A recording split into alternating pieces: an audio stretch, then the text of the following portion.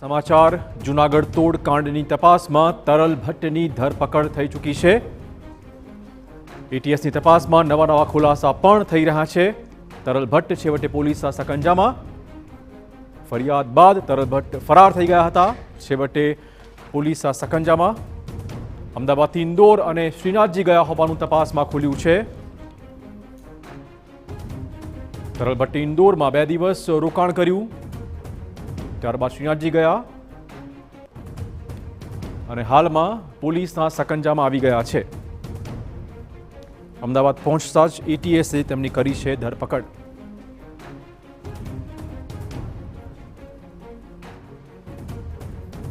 તરલ ભટ્ટે ધરપકડથી બચવા આગોતરા જામીન માટે અરજી પણ કરી હતી, જોકે દરમિયાનમાં એટીએસ દ્વારા તેમને પકડી પડાયા છે।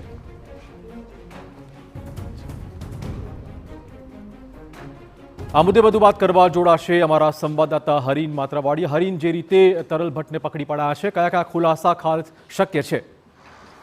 બિલકુલ, તરલ ભટ્ટને જ્યારે પકડવામાં આવ્યા ત્યારબાદ તેની પૂછપરછ કરવામાં આવી હતી। તેમાં સામે આવ્યું છે કે તેઓ અમદાવાદ ગયા, જૂનાગઢમાં તેના ઉપર ફરિયાદ થઈને કેસ એટીએસને સોંપવામાં આવ્યો, ત્યારબાદ તેઓ અમદાવાદથી નાસી ગયા હતા। 2 દિવસ પહેલા તેઓ ઇન્દોર ગયા હતા, ત્યાં રોકાયા હતા, ત્યારબાદ તેઓ શ્રીનાથજી પહોંચ્યા હતા।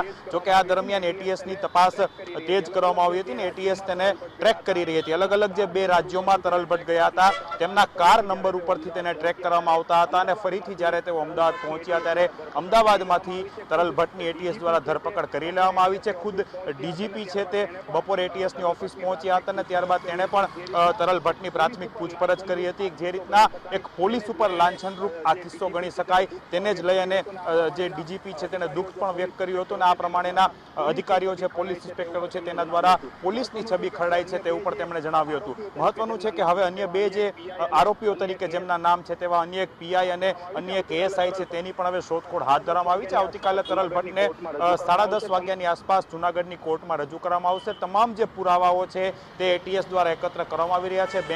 બેંક પાસે પણ જે અન્ય એકાઉન્ટો છે, બેંક એકાઉન્ટો છે જે ફ્રીઝ થયા હતા, અનફ્રીઝ થયા હતા તેની પણ માહિતી મેળવવામાં આવશે। આ ઉપરાંત હવે તરલ ભટ્ટની એ પણ પૂછપરછ કરવામાં આવશે કે માધુપુરાનો જે કેસ છે આ કેસના જે બેંક એકાઉન્ટ છે તેનો જ ખરેખર ઉપયોગ થયો છે કે અન્ય કોઈ બેંક એકાઉન્ટ છે, એના વિશે પણ તરલ ભટ્ટની પૂછપરછ કરવામાં આવશે। પરંતુ અત્યારે જે રીતના વાત સામે આવી રહી છે કે પોલીસ એટલે કે એટીએસ દ્વારા તેની કડકાઈપૂર્વક, ઊંડાણપૂર્વક પૂછપરછ કરવામાં આવી રહી છે। આ ઉપરાંત આ કેસને સંલગ્ન જેટલા પોલીસ કર્મચારીઓ છે તેમની પૂછપરછ કરવામાં આવી રહી છે, તેમના નિવેદનો લેવામાં આવી રહ્યા છે। જ્યારે પણ ફરિયાદ નોંધાય ત્યારે તેમના વિરુદ્ધ જ્યારે ફરિયાદ નોંધાય ત્યારથી તેઓ નાસી છૂટ્યા હતા।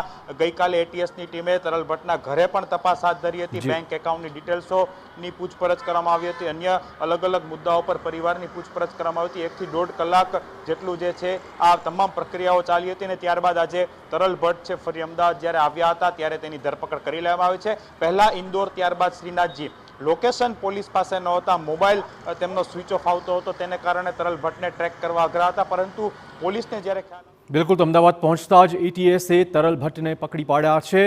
ગાડી નંબર પરથી એટીએસે લોકેશન ટ્રેસ કર્યું હતું।